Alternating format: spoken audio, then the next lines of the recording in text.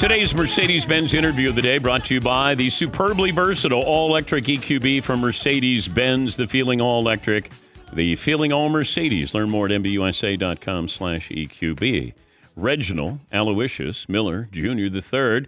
He'll be on the call with Kevin Harlan, Jamal Crawford, Allie LaForce. Tip-off 10:30 Eastern on TNT tonight.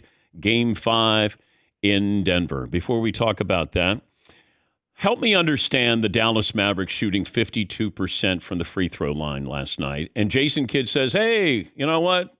We'll address that coming up. They haven't been good all year. So how do you address bad free throw shooting at this time of the year? I don't think you can address it. It's all about your mental approach to the free throw line. They are called free throws for a reason. And it's all about your approach. And you can practice them all you want, but come game time, you've got to go up there and knock them down. There's no excuse for shooting 52% at home. You could make a case on the road, the nerves, the hostile environment, maybe. But at home, there's no excuse, with a chance for your team to take a stranglehold of a series and go up 3-1. It's sad that it came down to basically free throws, because that was the difference. Both teams didn't shoot the ball particularly well. It felt like it was, a 90s type game, all about defense, low scoring. And it came down to some of the most simple things, and that is free throws. Yeah, OKC was 23 of 24. Dallas was 12 of 23. But how do you put yourself in the mindset of practicing a game-like situation? How did you do it? Because you're one of the great free throw shooters of all time. Well, you prepare and you put yourself in the same environment of when you're going through your usual game time prep and you're taking your normal shots. I think a lot of people neglect free throws because they think it's just a simple task. But I always like to put pressure on myself, assuming that the game is on the line, and the same way you're doing the 3-2-1 for a last minute shot, you've got to put yourself in that same environment when you're shooting free throws, especially for me on the road in a hostile environment. I assume at home, because it's almost like you see in football when it's 4th and inches on the goal line and the quarterback comes up. At home, everyone's quiet. On the road, it's a little bit more boisterous and a hostile environment, and you got to prepare your mind for that. Yeah, I'm just surprised. Denver's not a good free throw shooting team, but in the playoffs, they've been a good free throw shooting team. So that says something about sort of the mentality of when games are on the line, and that's what great teams do. They step up. What do you? I think you have to address the elephant in the room as well. And if Jason Kidd knows they're not a great free throw shooting team, you do have to address that in your pregame speech. Guys, go to the line, concentrate. My Pacer teams, Dale Davis, wasn't a great free throw shooter, worked tirelessly on his free throws during practice. And, I even heard Shaq say this too. He made them when it counted. And that's what you fall back on. You can practice them all you want, but come game time, in a real-time setting, when there's consequences to be had, you see who has it and who doesn't. Speaking of the elephant in the room, here is Reggie during the game, last game, possibly taking a shot at LeBron James. Oh, come on. We've got certain veteran status in our game that are on a lot of people's Mount Rushmore that like to deflect and point fingers at others. Here's a 22-year-old saying, this is on me. It's my fault. Who are you taking a shot at? I'm taking a shot in general. I'm trying to give credit and creed to a 20-year-old, 22-year-old, because I want to put myself in his shoes, right? And I remember when I was 21, 22, I don't know if I could have gotten in front of a camera with the world watching and said, this is on me. And I know a lot of people want to think and assume it's LeBron I'm taking shots at because, look, I've been in those locker rooms when certain veterans shy away from that. And it's quick to always pile on LeBron. If it was LeBron, I would have said LeBron James. But you right? said current players Mount Rushmore, so you just assume it's LeBron? Well, who else is it going to be? Well, it could only be KD or Steph. Those are the only possible guys who could be on the current Mount Rushmore. It's more so. But you gave Ant-Man credit, which I'm fine with. You just brought in another portion when you said the current Mount Rushmore. Well, I've seen a lot of guys deflect those criticisms when here's a 22-year-old stepping up, taking responsibility. So you could take it either way you want. Is it a shot at LeBron? Absolutely not, because I've seen him do the same thing Ant-Man has done, too. Okay, is there a player in your head, then, if you say it's not LeBron?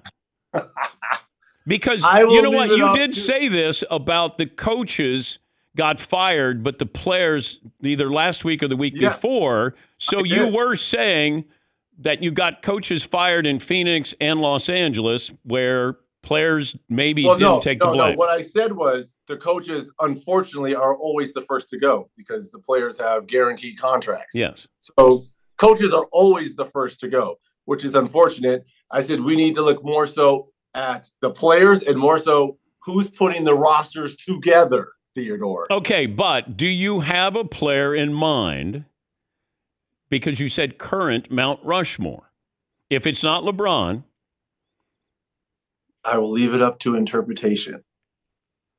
Yeah, but that's part of the problem. Now we bring in all these other people. So you took a shot at maybe LeBron or KD because they didn't take ownership or blame for the coaches getting. How about you just nod your head?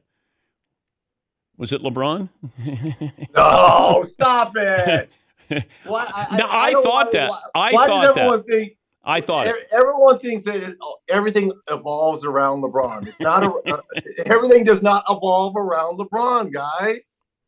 It doesn't. I felt that. I felt that you were saying LeBron because the only other player current on the Mount Rushmore would have been Durant because Steph has had Steve Kerr as his coach and Steph, LeBron, KD, whomever. I'll leave it up to your interpretation. Or I'll just do this. Nod your head. Okay. To whoever you're thinking of in your head. Okay. Tell me what was happening with LeBron showing up in Cleveland last night. Because he doesn't accidentally do things. He doesn't? No. He's from Akron. He's won a championship for the Cleveland Cavaliers. A guy can't go out and enjoy a playoff game. You're not reading anything into that. No, I'm not. Not at all. He's from Akron. He won a championship there. Their only championship. He came in halfway through the first quarter. I don't know with when a bottle of there. wine. I don't. Well, maybe he was. Maybe he was in one of the suites. I don't know when he got. Why would you show up to see the Cavaliers play the Celtics? He's from the area. He won. He lives in L.A. for the season. He's not vacationing in Cleveland. I'm not saying he's vacationing. I guarantee you, he still has a home there. You don't think that there was more to that? Okay. Now, let me ask you, What do you think there's more to? I just think there is because it's LeBron. LeBron is passive-aggressive. What are you saying? So what? He wants to come back to Cleveland? Maybe. If you were going to get to the Eastern Conference, let's say you're going to play for another championship, you got a better chance in L.A. or Cleveland? That's why he was courtside last night, right? Right? Well, I don't know because I think Cleveland has a lot of questions they need to answer too with Donovan Mitchell going forward too. Is Mitchell still in the mix here? They do have a nice young core. There's a lot of things in play here. Why can't a guy just go out and enjoy a playoff game? Why does everything have to be so controversial with LeBron? It's not. Why? It's not. It's he doesn't do things without thought. Now, if he says, "Hey, I was in the neighborhood, and why not take in a He is in the neighborhood. Akron is right down the road. No, he's in Beverly Hills. Oh, during the season, they've been out. They've been gone. All right. Let him go enjoy a game. See, everyone always wants to pile on LeBron. I'm not piling on. I'm saying I'm looking at this and going, is there something more at play? Keep in mind. Would this be the only this would be the place you would think he would want to come back to? Well, you could bookend your career. Maybe, they'll take I think he Bronny. already bookended by winning them a championship. I think everything going forward for LeBron. He's playing house money if he goes back there. Yes, everything going forward for him is in L.A. He's in the entertainment business now. He's making movies. I know. He's producing. Everything going forward for LeBron is in L.A. But not a title. Unless not a title. Everything's in L.A. but a title. Didn't he win a title there? Well, they won in Orlando, but that's a few years ago. As well as Cleveland a few years ago. Yes. Okay. Do you remember when LeBron was with the Heat? They were retiring Zydrunas Ilgauskas' jersey. Yes. And he flew to Cleveland, and Pat Riley was not pleased. And then what happened? LeBron went back to the Cleveland Cavaliers. So maybe there's nothing here. Maybe there's nothing to see. I cannot. If this does come happen, we've got to revisit this conversation you and I had, because this is breaking news. I was just thinking a guy was coming out to a place that he loves, had a lot of great memories, won their only championship, and I'm sure he's still cool with a lot of people in the front office.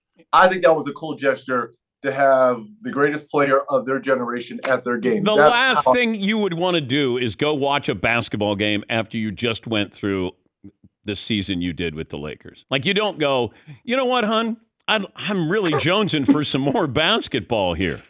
All right. Reggie Miller will be on the call tonight in Denver, Game 5 with Kevin Harlan and Allie LaForce and also Jamal Crawford. What do you expect now? I got Minnesota a slight underdog going into Game 5, which will hinge on what or whom? For Minnesota? Either one. But the game hinges on what or whom? For Minnesota, Karl Anthony Towns has to play at an elite level. I think he's forcing things, but I give Denver a lot of credit because they're playing him with smaller defenders and they are baiting him to try to play bully ball down low, and it's just not working. And if he continues to shoot how he's been shooting, this series will be over in the next 2 games. So he's got to find a way to be more efficient. Like we saw the response from Anthony Edwards with his 43, 44 points here in Game 4. But Karl Anthony Towns has to be much better for Minnesota. And for Denver, I've been saying this all along. As great as the MVP is Jokic and Murray, his shooting, when Aaron Gordon plays like this, they're a different team at both ends of the floor because he can defend multiple positions, guarding Karl Anthony Towns, and he's guarding Anthony Edwards. But when he's shooting the ball like this, now he's shooting threes, now he's making threes, he gives them that X factor. So when Gordon plays like this, really, Denver is unbeatable, in my opinion. Should Shaq have told the Joker that he voted for Shai Gilgeous-Alexander for MVP? This is a tough one because Shaq, for one, he wears his heart on his sleeve. But when a guy is waiting on a call like this and you have your family around and this is supposed to be a moment of, to celebrate a winner 3 times in 4 years, maybe it's not the right time, but Shaq this is what makes our show unique. Our guys tell the truth. They have no filter. But let me say this. If there's no bigger supporter of Jokic than Shaq. And it's that big man alliance. And Shaq he said it. He said it so many times that Nikola Jokic is his favorite player. Was it the right time to say that Shea should have won it? Maybe not, but Shaq's not going to hold that, and that's what's made him great. That's what made him great as a player, and certainly that's what made him great for television. Well, Shannon Sharp said it was jealousy. I don't think so. Shaq had one MVP, which is still amazing. It is, and I thought he certainly should have had 3 himself. Well, he should have had one of Steve Nash's. Look, that's people voting. That's out of his control. Yes. Know this, Shaq. You are, and trust me, I know very well because I've had to go through you so many years. Trust me, the most dominant player at his position maybe ever, and I'm including Wilt in that. So, I mean, come on now. I mean, Shannon can say jealousy all he wants. Shaq is arguably one of the most dominant men basketball players ever. Before I let you go, it feels like Tom Thibodeau is getting credit and getting criticized because of the minutes that his players were playing in the playoffs. Given that they had already had injuries, they have to play. Now they're breaking down. So where do you stand on Tibbs and the minutes his players play and how he's gotten to this point where he's got a pretty banged-up team going into tonight? Theodore, you've been around this game a long time, and you know how playoff basketball goes, and you know how coaches operate. They shorten the rotation. It's always been like that. Is this a little bit to the extreme? Maybe, but it's no different than what any other coach is doing right now. He has shortened his rotation to the extreme. Now, the injuries kind of highlight the issues of doing that, but now Burks is back into the rotation now, and he played well those 2 games in Indiana, and they're going to need his shot making. But you can't criticize him, for something that was working, against Philadelphia, right? That shortened rotation won them that series. Yeah. It's just unfortunate the injuries are starting to compound. But last time I checked, my beloved Pacers have to win a road game for them to win the series. Yeah. So they can lose all the road games they want in this series and still win it. So this is a pivotal game tonight. Game 5s are always fun when it's 2-2, and it's even funner when the 2 teams really don't like one another. Well, we got a great rivalry tonight. Reg will be on the call. Game 5, it'll be Kevin Harlan, Jamal Crawford, and Allie LaForce. Tip-off is at 10:30 Eastern on TNT. Thanks for fighting the good fight, Reg. Have fun tonight. Thanks for joining. I cannot wait to revisit this. If you know something that we don't know about anything. LeBron and Cleveland. Talk to you Tell soon. us. Talk to you soon. Reggie Aloysius Miller Jr. III.